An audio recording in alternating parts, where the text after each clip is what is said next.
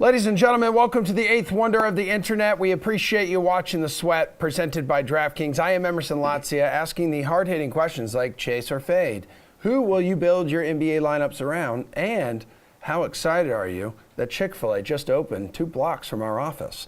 But first, over or under will lead us off. Good morning to our panel of DraftKings contributors, Pierce Dietrich, Matt Meiselman, and Julian Edlow, breaking down game totals for the final week of the NFL regular season. Starting with the Saturday games here, guys. Chiefs at the Broncos. If they beat Denver and the Texans upset Tennessee on Sunday, Kansas City gets the 1 seed. You've got to think Andy Reid treats this one seriously because they could fall all the way to the 4 seed with a loss. Over or under a total of 45, Pierce? Well, I think you're looking at the wrong coach here. You got to go with the under. When Andy Reid faces a Vic Fangio Denver defense, the under's 4-1. And the one time that they hit the over, Kansas City had a pick six for a touchdown, a kick return for a touchdown, and then a garbage time Chad Henne touchdown drive at the end. That result was due to an onside kick. So it was barely even a half a field that they had to go. So they don't really score much. The one thing I would keep my eye on, though, and we're going to say this over and over, is look at the injury report. We got Bradley Chubb and Bryce Callahan are on the COVID list. If those guys are out, then maybe Kansas City can really pour on the points. But right now, I got to lean towards the under. Okay, Jules, which way are you leaning here? Over under 45 is a pretty good number to set for a number of Chick-fil-A sandwiches that Pirate Tom should order us for Sunday's show. Absolutely. In the office, Emerson. I know, but it's closed on Sunday. You have to keep that in mind. I know. It gets us every time. Every time. That ruins my whole analysis here.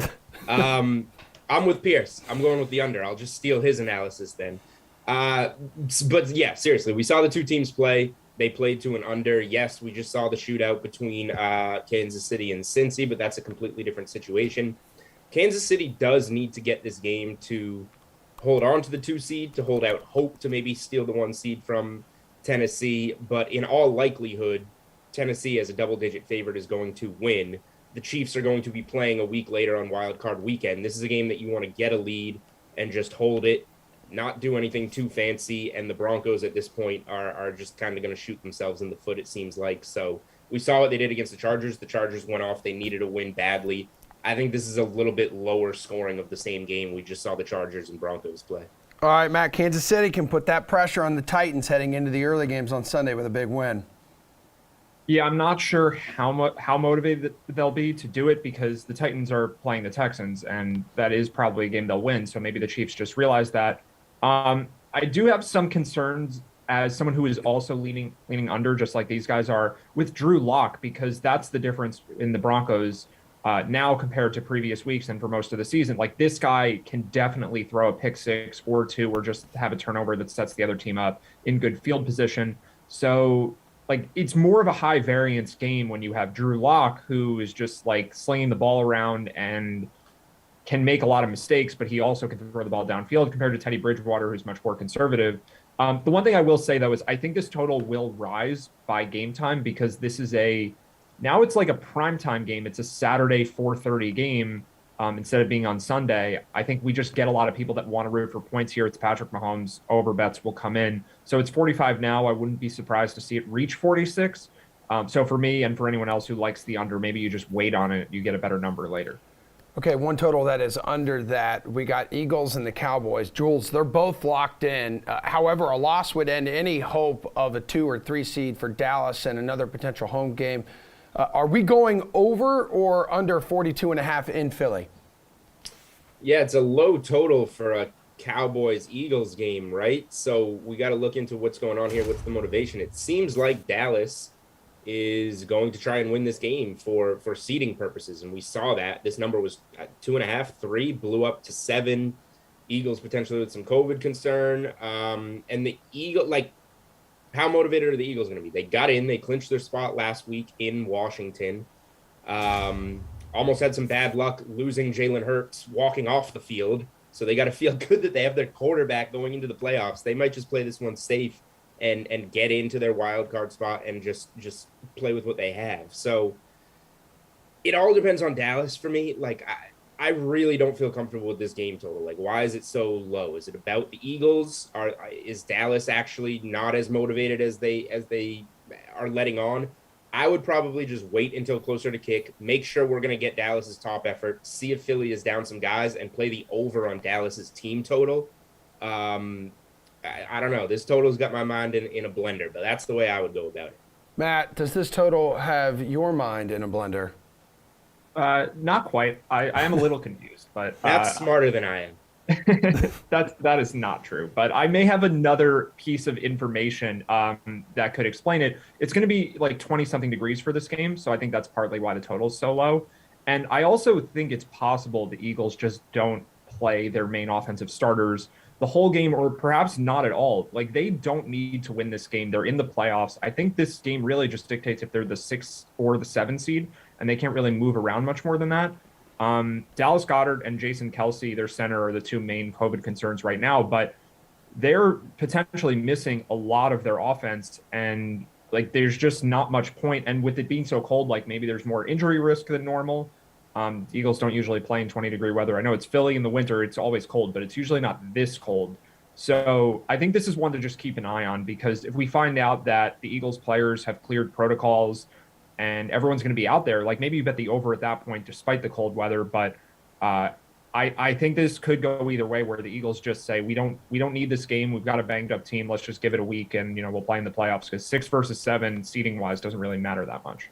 Okay, Pierce, which way are you leaning here? Matt might have just talked me into the under, which is crazy because 42.5 is a really low number for Dallas. And Dallas has been hitting unders every single week, but the numbers have been much higher. And their defense has played really well. But you go back to early in the season, their offense was rolling. They were hitting overs. The defense was still playing pretty well. But what was happening was teams, specifically Philadelphia, the Giants, Carolina, they were getting these garbage points at the end that were pushing the games to go over. Now, it was much higher totals.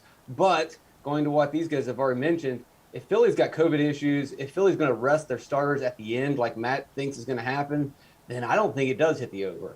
If we find out that Philly's going to play everybody and most of their guys are going to be healthy, then I do like the over because it's a low number, and I think you can get that backdoor over cover. But now I'm starting to worry. I don't think these guys are going to play. So if that's the case, I'm going under.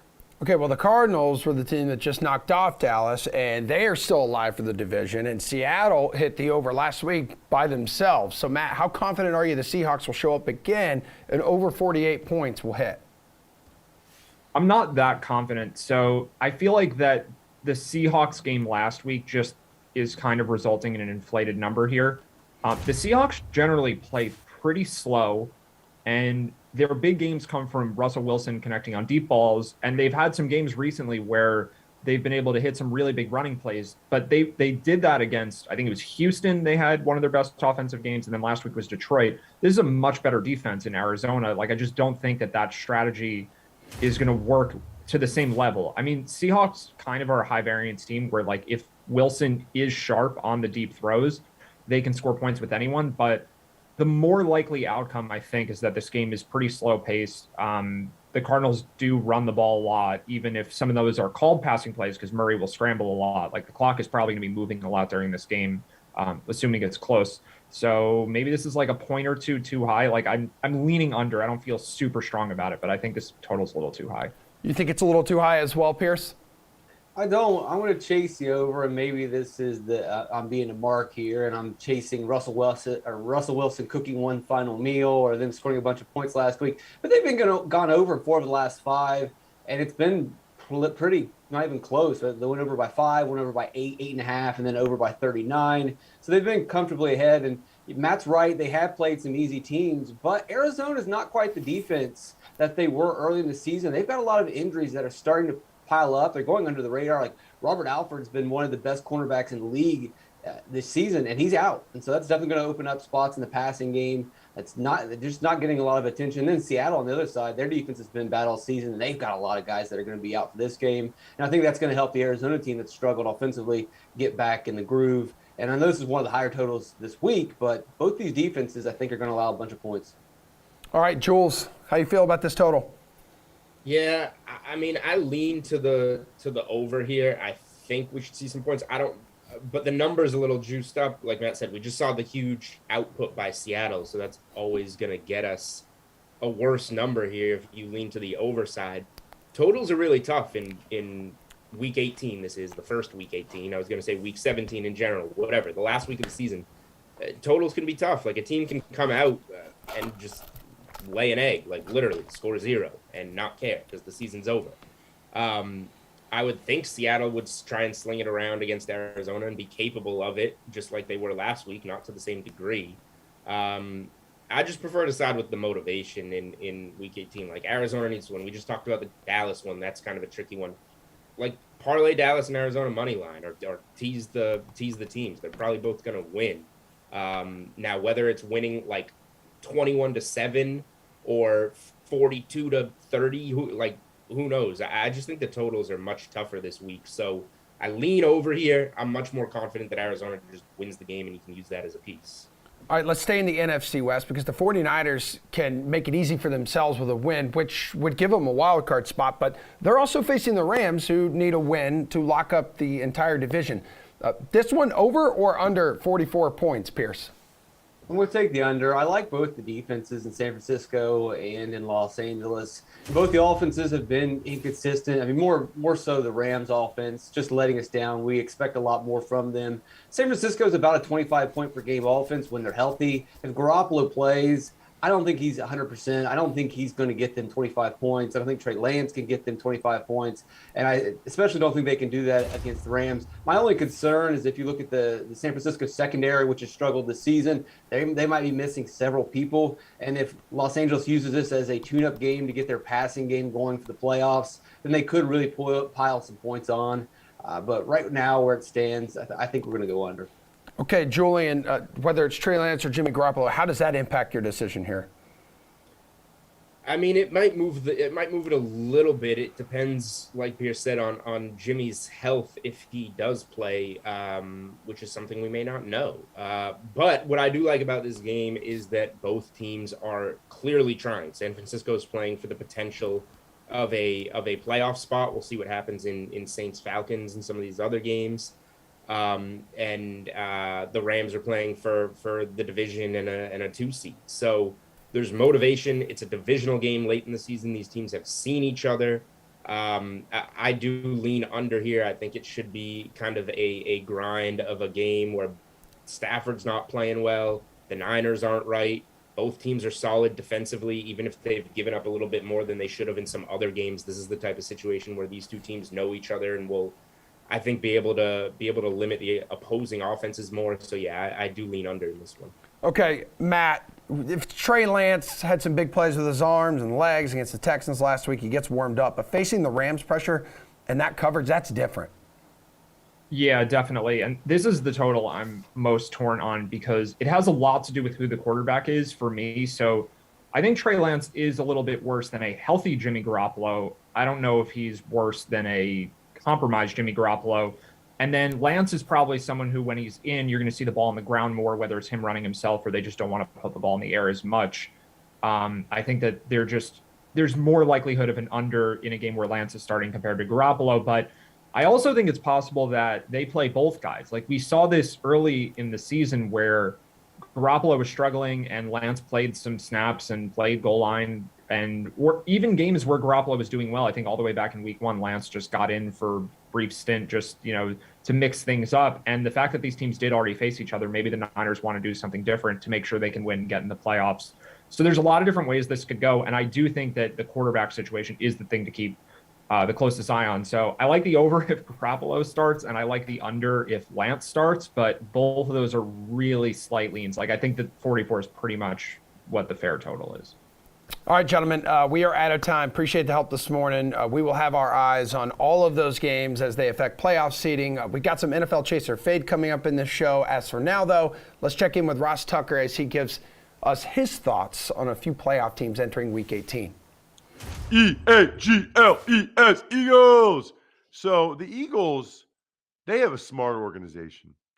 Somehow, Bri, they told their players, listen, if at any point you think you might have COVID or whatever, at least it appears this way, get tested on a Monday. They had 12 guys go on the COVID list yesterday, including Jason Kelsey, Fletcher Cox, Dallas Goedert. Now, they could all play Saturday. I don't know if they will.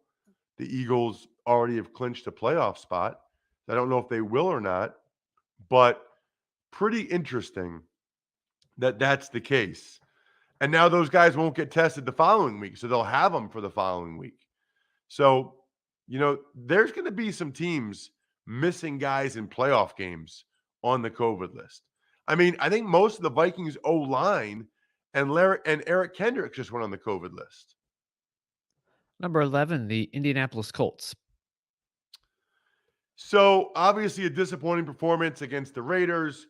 They got to beat the Jags. They will. Still think they're a real threat in the AFC playoffs. Number 10, the Patriots. I think how they play against the Dolphins matters as well. I think the Patriots need to get some mo. They got some mo against the Jaguars. They need to get even some more mo against the Dolphins and go into the playoffs feeling good about themselves. Look, Belichick in a one-game, playoff situation, we've seen it before. I think the Patriots can win a game or two. All right, a big, beefy NBA slate tonight. We're talking 11 games, and here for a fun little contest at Building Blocks is our panel. DraftKings contributor Gary and Thorne, DraftKings contributor Nick Fryer, and RotoWire's Nick Whalen. Who is the center you want to build around tonight, Garion? Yeah, I'm going to go pretty close to the top and just say Giannis Antetokounmpo. You always try to really look for the slates and the games and the matchups where Antetokounmpo can reach his ceiling, which is massive. And I think tonight could be one of those nights. They're 7.5-point favorites against the Raptors. This game's in Milwaukee. I guess there is some risk of blowout potential, but the Raptors are healthy. They've been playing some of their best basketball of the season. And while every star player for the Bucks is healthy, they lost Grayson Allen and Pat Connaughton to health protocols yesterday. They're already down Dante DiVincenzo. There's just a little bit of depth concern right now with Milwaukee, and that could really kind of result in two things. One, they might not be as good as they could possibly be in this contest, and that would keep this game closer. And two, that might actually force Giannis to play a couple extra minutes in a situation where he normally wouldn't. And 7 times this season, he's played 36 minutes, which isn't even that crazy a minutes total. He's averaged 65.7 DraftKings points per game because he averages 1.7 DraftKings points per minute so far this season. So, again, this is just a situation where if you ever think Giannis is going to play more than 35 minutes, you almost have to play him regardless of price. All right, Waylon, do you agree with that?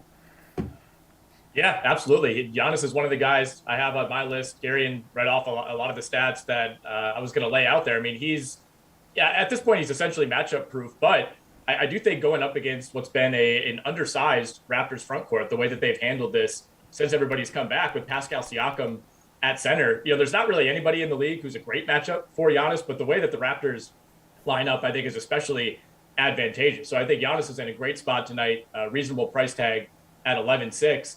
I do like Joel Embiid if you want to go just a tiny bit cheaper. He's at 11,200. Really good matchup against the Orlando Magic.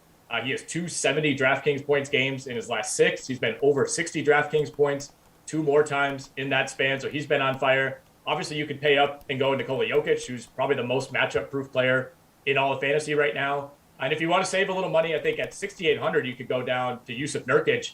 He's coming off of 21 points, 12 rebounds, 5 assists in his last game. The minutes were starting to come up a little bit amid some injuries. I think Portland was just kind of trying to shake things up and spark something. They were finally playing him 31, 32, 33 minutes. So hopefully that's the case. If he stays out of foul trouble, at least that's been the case recently. But if you want to throw a little bit of a dart and go with upside and save money at center, I do like Nurkic. Fryer, what's your strategy here? Who are you going to build around at center?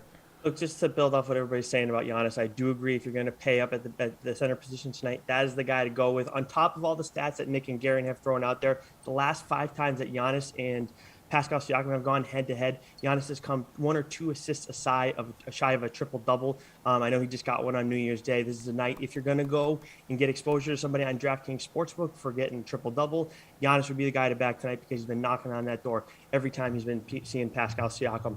But if you want to save a little bit, I think Draymond Green tonight at 7.2K versus Dallas, normally not a guy that I want to go with, but I got to respect what he's done lately. He has back-to-back 44-point DK fantasy point performances, and there were 8 days between those 2 games because he was stuck on the sideline for a little while.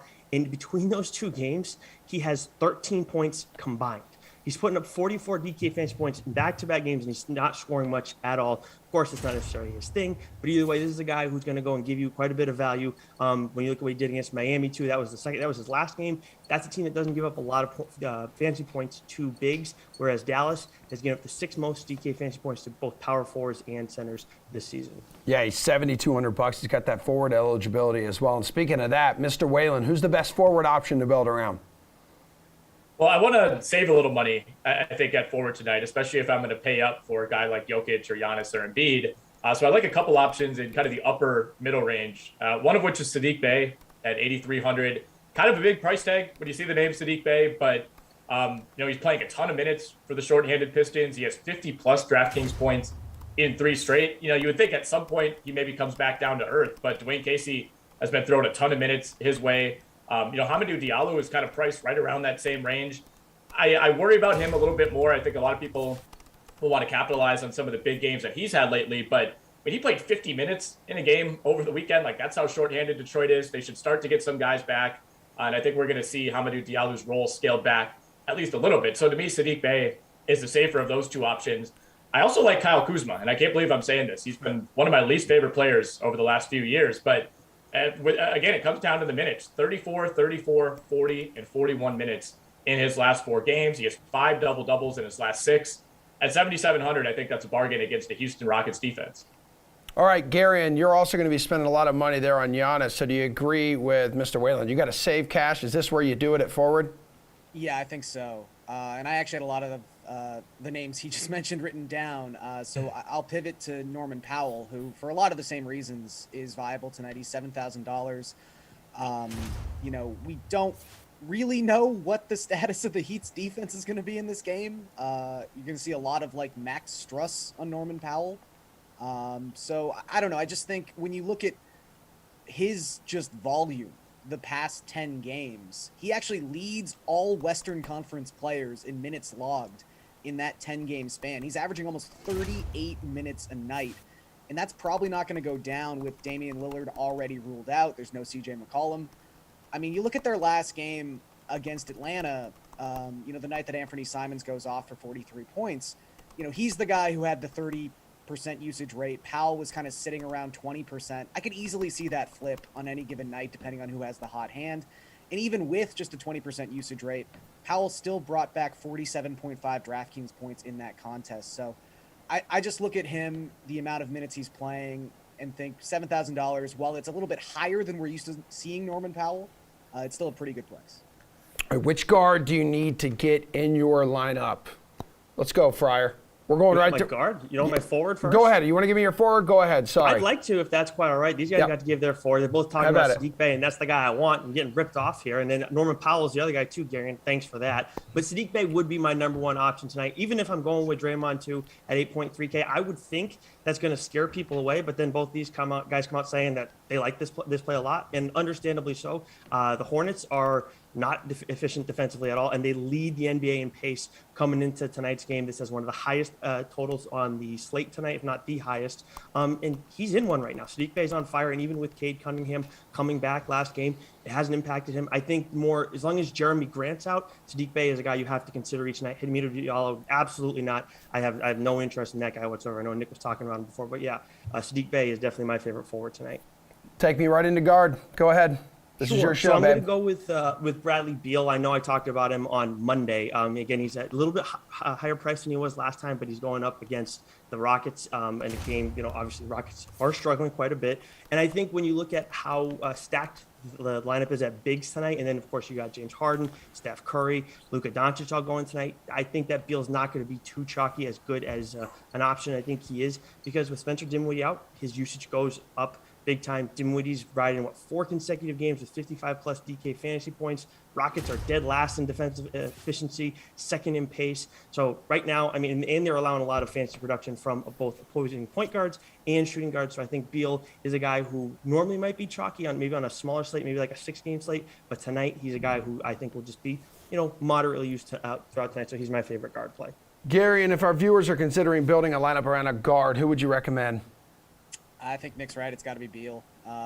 You just look at how concentrated Washington's health issues are. It's every point guard not named Bradley Beal or Raul Neto. And Neto's really not getting that many minutes. So Beal's been forced to play 43 in each of the Wizards' past 2 games because, like I said, it's not just Dinwiddie. It's also literally the 2 guards they signed as hardship exemptions are now on the COVID list. They just don't have anyone to handle the rock except Bradley Beal. And that's just led to really the best stretch of Beal's season from a fantasy perspective. He's been kind of underwhelming for the first 2 months of the year. And now he's put up 55 DraftKings points in each of his past 4 games. The Wizards have the second highest implied team total on this slate. That obviously says more about the Rockets than it does the Wizards, but it doesn't matter how we got there. It just means they're going to score a lot of points tonight. And Bradley Beal is going to be at the heart and center of it. So it's really hard to fade that guy on this slate. Yeah, Waylon, there are a lot of elite players on this 11-game slate, and Beal truly does stand out as one of the best of the bunch. Yeah, I mean, Beal makes a lot of sense. Hard to argue against that. I think this is also a relatively good spot for Luka Doncic. I know he goes up against a really good team and a good defense in Golden State, but 10,600, for a guy who can give you 60 plus on any night, which he did in their last game against Denver. And it still kind of feels like he's, I don't know if he's playing his way into shape, but playing his way, off of that ankle injury. It was a long layoff, and it felt like he hasn't really played that well in these last 2 games. He's still struggling with the 3-point shot. He was in foul trouble their last game against Denver, and yet he still has 62 DraftKings points in that game. So, you can never really go wrong with Luka Doncic. I would normally give an endorsement for DeJounte Murray, who I feel like I talk about, at least twice a week on this show, but he is coming off of COVID protocols, could be a little bit limited. We do expect him to play on the second night of a back-to-back, but, wouldn't be surprised if they limit his minutes a little bit due to conditioning purposes. And then the last guy I would consider is Fred VanVleet. 9,500, tough to ignore, even though you're going up against a tough matchup in Milwaukee. He has 55, 66, 57, 54, and 54 DraftKings points over his last 5 games. All right, Gary, and I'm going to let you go first here when I'm talking value. Who is a value play you can build your lineup around? Because I'm looking, DraftKings Playbook, wow. This is a great article by you talking about value plays. Oh, well, thank you so much, sir. Thank you so much. Your approval means everything to me. Yeah, I think Caleb Martin is probably my favorite value play. His price point has gone up recently. It's not gone up enough. He's $4,500 tonight. He's been averaging 35.5 minutes his past 3 starts with Jimmy Butler in the lineup. Now there's no Jimmy Butler. The Heat have basically been running an 8-man rotation. They're getting Struss back, but, he's missed 4 games in the health protocols. I just think Martin could play upwards of 40 minutes tonight. And then you're looking at maybe some cheaper guard plays. I like Kiefer Sykes again. We don't really know how Indiana's health protocol guys are going to look tonight in terms of their conditioning. Maybe they do play, maybe they don't, so keep an eye on that. But if Brogdon's out again and Duarte's out again, I think you have to go back to Sykes, who's somehow $200 cheaper than he was the night before. And then George Hill. I talked about Milwaukee just kind of having their entire secondary and tertiary aspect of their roster just wiped out. Someone has to be the 5th starter. NBA rules say you have to start 5 guys. Probably going to be George Hill, maybe Wes Matthews. I think Waylon can probably tell you a little bit more about that definitively, but I would say both guys are less than $3,200. I would side with Hill just because he's a little bit more of a ball handler and creator. But $3,200 for someone who's going to play probably 30 minutes tonight, that's a pretty good deal. All right, Waylon, go ahead, dude. Yeah, I think they're going to probably start Wes Matthews just because he is more of like a true 2, but I like George Hill of the 2 if you're talking fantasy value. And we should mention, conspicuously, they did list Jordan Nwora as questionable for this game as of last night on the injury report. So he was placed in protocols just a few days ago, but it looks like maybe, could be a false positive. Maybe he's going to test out earlier than expected. So if Jordan Nwora ends up playing, I think maybe he becomes the guy that you target, obviously as a low-cost option with both Grayson Allen and Pat Connaughton out. Other guys I would consider tonight, I do like Max Struss. I'm not really sure what the pronunciation is. He was lighting it up before entering COVID protocols, hasn't played since just after Christmas, so maybe a little bit of rust, but obviously going to be a lot of opportunity there with all the guys out for Miami. Furkan Korkmaz, I think, is a good value at 4,700. No Shake Milton, no Tyrese Maxey, no Matisse Thybulle for the 76ers. And then one other situation to keep an eye on is the Utah Jazz last night listed like 7 guys as questionable for tonight's game. So could be a situation where, a good team is just looking to build in some rest So if that's the case, if a couple of key players end up sitting out, maybe even throw a dart at like a Rudy Gay or someone like an Eric Paschal. Okay, Fryer, you throwing a dart at someone here for a value play? Yeah, but before I talk about my value play, I would like to say on Struss, check DraftKings Sportsbook for his point total tonight. If it's sub 15 right now, so it's at 14.5. It's off the book right now, but keep your eyes peeled on that one. That was a play I was liking while he was kind of rolling for a bit. It was usually around the mid-teen range, and he was going over that with some high frequency. So I'll be keeping track of that tonight. But Buddy Hield is my favorite value DFS play tonight at 5.4K versus the Hawks. And I know, of course, Anthony Simons is another guy people are going to be in on. He's actually a little bit cheaper, but still he should be very chalky. The Sacramento-Atlanta game has one of the higher game totals on DraftKings Sportsbook, and Buddy Hield's coming off consecutive 40-plus DK fantasy point performances. The Hawks are giving up a lot of fantasy production to opposing shooting guards, and they're also fourth in defensive efficiency. Fourth last, excuse me. All right, Fryer. Buchanan has been here in studio this whole time, and he has definitely been supporting you off camera. I don't believe that for a second. No, there he is. Look throughout at this. all of your takes. My day's been ruined.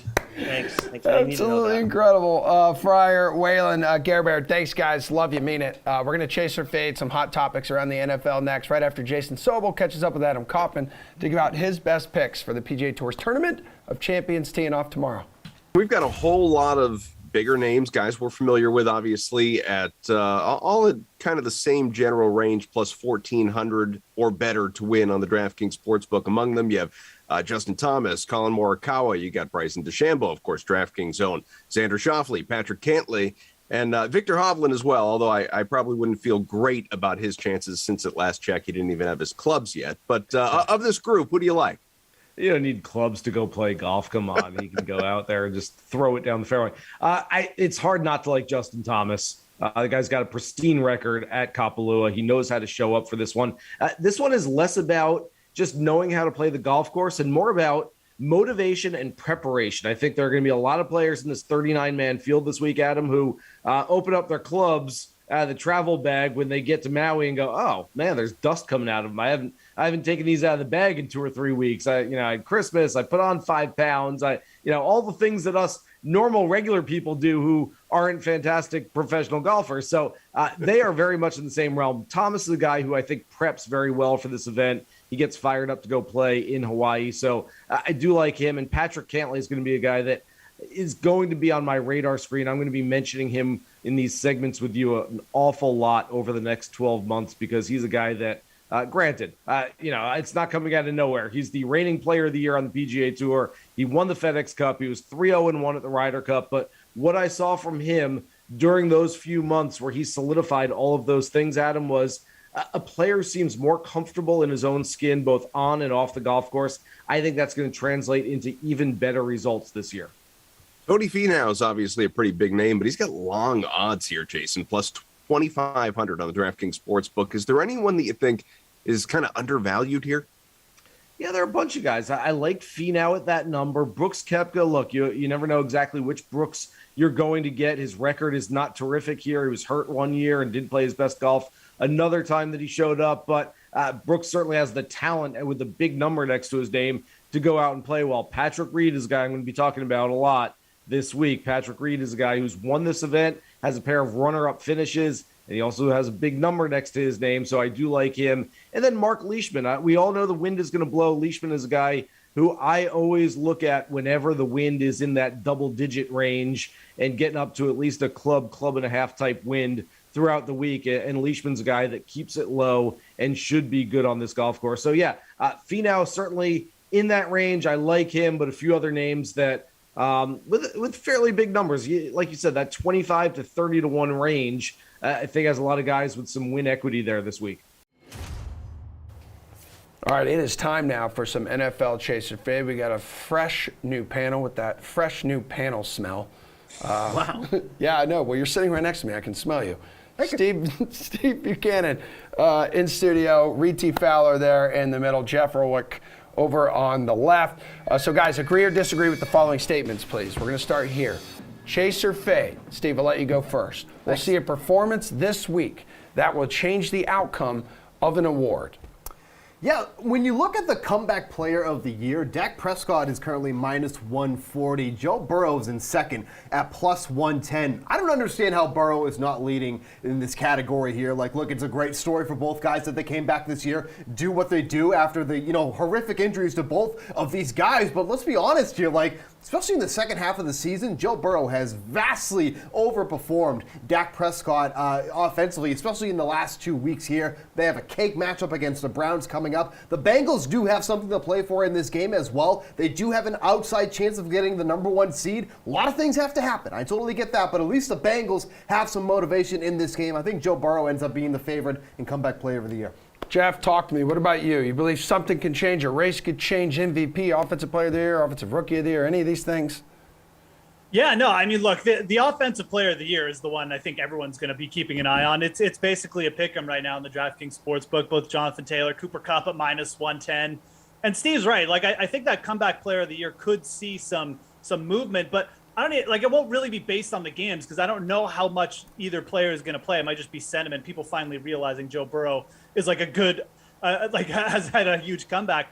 I think you're going to see a lot of movement in this Offensive Player of the Year just based off of performances. You've got Cooper Kupp going up against a weaker San Francisco secondary, and then Jonathan Taylor playing the Jags. Sorry, Emerson, as a 15-point favorite. One of these guys is going to have a massive day. It just definitely feels like it. And I'd kind of side with Kupp. I think people will eventually, think that the Taylor matchup will produce, like, because it's a softer matchup, will produce bigger numbers. But I mean, Kupp is involved in what's going to be a close spot game, most likely. It's a 4-point spread against a weak San Francisco secondary. I think you'll see some serious movement in the odds on this one just based off this one game because, much like I said with Jamar Chase, it's what have you done for me lately with these awards? And if Kupp ends up breaking the record and Taylor just has, maybe gets in the end zone once and has 90 yards, I think it'll lean towards Kupp. So I'm looking for the most movement in this Offensive Player of the Year one. All right, Reed, you expect a performance this weekend, final weekend of the regular season that could change the outcome of an award? Yeah, these two guys laid it out pretty nicely on the ones that are, arguably up in the air, right? We're not up in the air, but have the best chance of moving from favorite to the first underdog. But when you take a look at I think the offensive rookie of the year, right? That's going to go basically to Jamar Chase because of that game last week. But having said that, right, Mac Jones, I'm surprised Jeff didn't go shell one out for his boy Mac Jones that he's been talking up this entire year. And he potentially has now at plus odds. So, there's some line shift. I don't think that happens. These guys, I mean, the one with Jamar Chase too, right?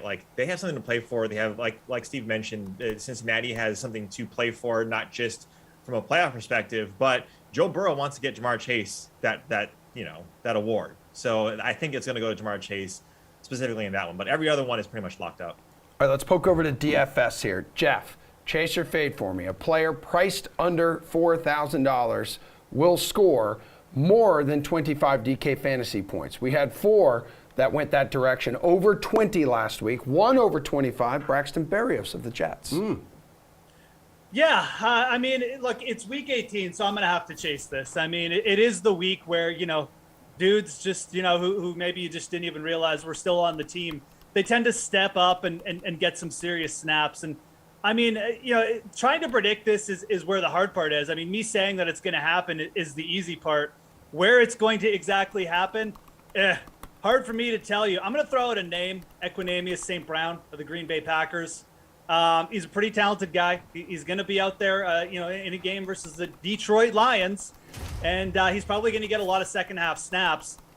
This one is purely just boom or bust. I mean, he may not even get that many looks if this game ends up being kind of a dud or just they run the ball a lot. But he's going to be out there against the weak secondary. I mean, like I said, he's probably going to get a lot of routes in the second half of this game. There's players like that. There's numerous players littered around the NFL that you could look to this week. But I will definitely chase that somebody goes over 25 DK fantasy points because almost every single game on the slate is going to have an Equanimeous St. Brown that's going to have just extra snaps in the second half. So, yeah, I'll chase this. Yeah, Reed, it's true because then there are other guys, too, playing for, roster incentives. There's guys playing for a contract or maybe to get on a team's radar for next year. Yeah, incentives were a big narrative last week, and some of them didn't work out. Oh, yeah. He ripped his clothes off, started stripping in the end zone, Steve. No, but leave it to Ulrich to say, easy part is to answer. The hard part is to choose which one. That's what we're doing here, Jeff. You have to choose a player, not just say it's tough. But yeah, Equineme St. Brown. If Jordan Love is out there, I don't really like that at all. Because Jordan Love did not look good one bit. The guy that I'm going with is Jakeem Grant. Going against Minnesota at $3,600. Look, when he was healthy, he was a guy that was probably the best player not named David Montgomery on that field on offense. That's the only thing that was happening for Chicago. He hasn't had a game over, or he hasn't come close to this, but he gets a Vikings defense who's given up the most points to opposing wide receivers. Grant's got 2 touchdowns in the last 4 games. He didn't do anything last week. He hardly got any snaps last week. So to Jeff's point, these are dart throws, but I'm going to chase this as well because Jakeem Grant could also get it done, on special teams as well. So give me Grant for this one. Typical Reed, besmirching Jordan Love's name and then picking a guy who's attached to Andy Dalton at quarterback. You can just hand the ball off to Jakeem Grant. Bukes? Kind of awkward because I was going to go with somebody from the Bears too, so it's kind of weird. But the perception is that if Justin Fields is healthy, which is trending that way, he's going to be starting this game. That's already been announced. Pretty sure Matt Nagy also was relieved of his duties. He will not be coming back, so what does he have to lose at this point? But you look at somebody like Marquise Goodwin, who can do that. We've seen him do it before. He has 7 targets of 20 yards or more this season. If someone can snap one off and go downfield in an instant, it's definitely this guy here. So again, it's a total dart throw. You look at the selection that we have here of 4K and below, makes me want to throw up that one of these guys is going to go over 25 DraftKings fantasy points, but we'll have a little fun here. If anybody has the capability of do that, all these guys have laid out somebody, add Goodwin to the mix as well. All right, this is an interesting one here, guys. We're going to chase or fade that a player will break an all-time NFL record because of this 18th game this week. So you have TJ Watt, who's really close to the sacks record there. He's just one off of it. Kupp needs 11 catches to tie the record, 135 yards to tie the receiving yards record. Brady's close to the completions record. Steve, what do you think here? You think one of these guys can do it? Yeah, I think Watt's probably in the best position to do that. Whoever is starting for the Ravens, at this point, that offensive line has just been absolutely terrible for them this season. If it is Lamar Jackson, let's just say, he's been under pressure on 37% of his dropbacks, 52.7% completion rate in that scenario, only 7.1 yards per attempt. He's really struggled under pressure. And if he's playing in this game, how healthy is that ankle going to be? So there's that factor too as well. So I think this is a good spot for TJ Watt to break that record. And it's cool. There's some, if you go to the NFL section of the DK Sportsbook as well and click on DK Promotions, you can bet TJ Watt to record at least 1.5 sacks, which would obviously break the record here, Jeff. Yes is minus 130. I almost think all these records could be broken that we mentioned. The Kupp, the TJ Watt, and the Brady one. Brady needs 16 completions or something 15 to tie. It's not many to beat the record. And then you've got TJ Watt. This just goes to another point. My favorite spot on the entire betting board this week is just take the Pittsburgh Steelers money line. Why are the Baltimore Ravens getting any respect in the odds at this point in the year? They are banged up in every single facet of the game. They were never really that good to begin with. Now you've got the Steelers still in the playoff hunt. With this TJ Watt thing going on, he's going to be absolutely, just pumped. The whole defensive unit is going to be pumped to get this. And you've got potentially the Ravens busting out an injured Lamar Jackson to play in this game. There's so many factors here that lead to me liking Pittsburgh on the money line. And I do think TJ Watt gets there. And I also think Cooper Kupp gets there since we're going to talk about all these records. It's going to be a close game. San Francisco does not have a good secondary. 11 catches, that's just another day at the office for Cooper Kupp. I think all these records might fall, if I'm being dead honest. Hey, Jeff, real quick. I don't know if you know this, but the Steelers stink too. So there is that. That's why this is probably so close. And we just had the odds there up on the screen. So Cooper Kupp over 11.5 receptions, which would break the record. That's plus 400 for yes. And then to record over 135.5 receiving yards, yes is plus 190. It sounds to me like Buchanan has put all his money on the Baltimore Ravens. No, that's what it sounds like to me. I'm just saying. You know what it is? Jeff got caught up in the emotion. He's like, oh, the Steelers are good again. Look at Big Ben. He did such a great job at home. They stink, Jeff. That's why the odds are what they are.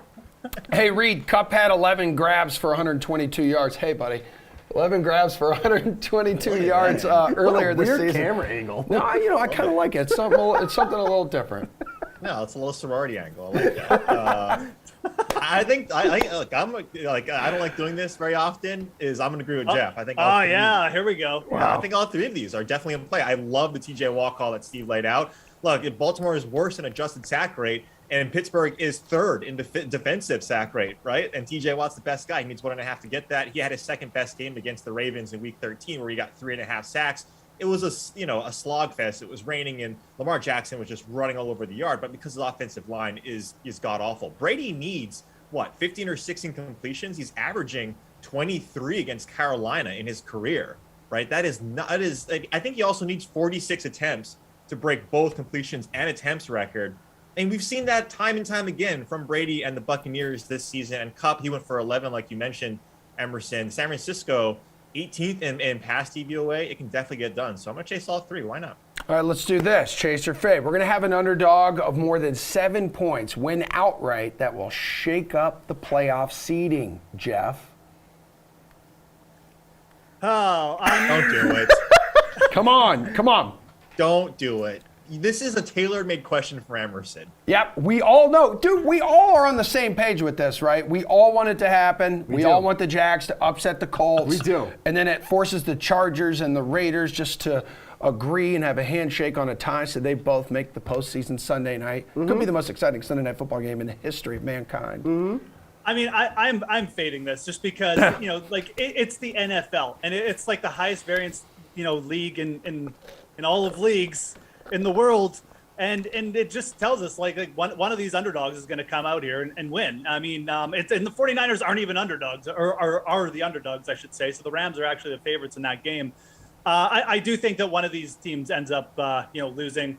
I'm going to go with the Chargers actually blowing it. I just feel like that's a team where, you look at the Chargers' history. This is just classic Chargers. I mean, they get themselves in a good spot. Everyone expects them to win, and then they end up losing to Reed's Raiders. So I'll make Reed happy. I'm going to say the Chargers are the team that lets us down here. I actually think the 49ers will prevail. I'm not going to take the Jags because it's just a bridge too far. But I'm going to say the Chargers let us down here. Coward. Go ahead, Steve. Right? I mean, I do want the Jaguars to win. Are they going to win? Probably not. But it would be fun. I will say, if there's an underdog that I think can win this week, how about the Seahawks against the Cardinals? What have the Cardinals done over the past month or so that makes you think that they can win any game at this point, right? They've looked absolutely atrocious. And the Seahawks finally had a good game last week. Maybe that's me being a dope and just going after them because they had a good game last week. But I think the Seahawks are a team that can beat the Cardinals to this point. I don't like the Cardinals. Cardinals just beat the Cowboys, though. I don't care. Okay. Was that a convincing win by the Cardinals?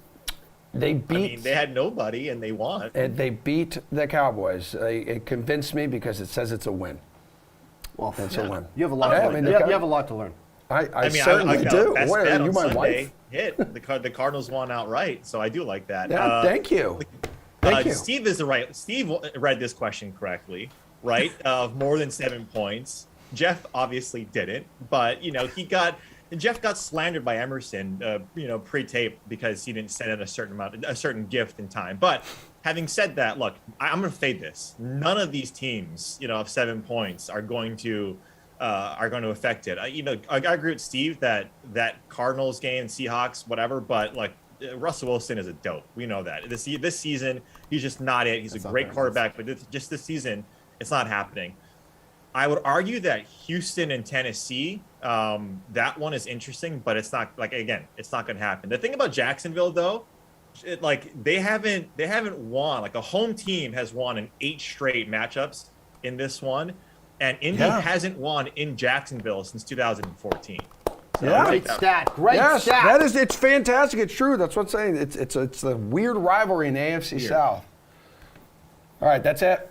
All right, cool. Yeah, we're done. All right, Steve, adios. off. Hang out, because we got to tape the KFC segment after the show. We got more DFS plays, though, for the Sentry Tournament of Champions with our gorgeous golf gurus, Jeff and Reed. But to hold you over, here's a little taste of some sportsbook picks from the Tour Junkies. Oh, cute. Xander Schauffele, pretty much one of the top players in the field in terms of that. He won here in 2019. He's obviously got all the skill set to play well here. At the top of the betting board, looking at the shortest numbers, he's the one guy that I like the most that I can't find enough reasons to possibly fade. Like, does he care? Is he here to vacation with his fiance? Is he here to, is he chasing kids all over Maui? Because this is a very family friendly situation in Hawaii. It's kind of unique. So Xander at 13-1 for me is the shortest number I'll give you. I'll toss it over to you now. Yeah, I agree with you there on Xander. I think it's a great number for him. And I'm with you on JT. I mean, I think I don't like paying numbers that are that short, but I think it's going to be a strong year for JT. But there's two really here in the shorter odds range that just stick out for me. And that is, they're right there at 22-1 together, Jordan Spieth and Sungjae Im. Oh. I think now if you're lining up those two next to each other and you got to pick one or the other, Jordan Spieth is probably where you're going to lean. But I still am a big fan of Sungjae Im also this week. He played well last year, especially towards the end of the year with a win. His first time playing this course was last year, and he finished T5. So I really like Sungjae Im, but Jordan Spieth's another one right there. I think that's great value for him at 22-1. Yeah, well, okay. You just took my second one. I'm in here on Jordan, like you said. Hasn't been here for a few years. Probably grateful to get back. Won here before. This place draws correlations to Augusta National. Obviously, he owns Augusta National. It's like a wedge fest and putting. It's a birdie fest. Like Jordan can do those things. I think Jordan at 22-1 is an incredible value that you should probably jump on now, because I could definitely see that getting shorter, maybe even by the time you're listening to this or watching this. All right, guys, we only have a few more minutes left in the show. We got our PGA panel here, DraftKings contributors, Reed T. Fowler, Jeff Ulrich, PGA price check, best DFS plays for each price range for the Sentry Tournament of Champions. Tees off tomorrow.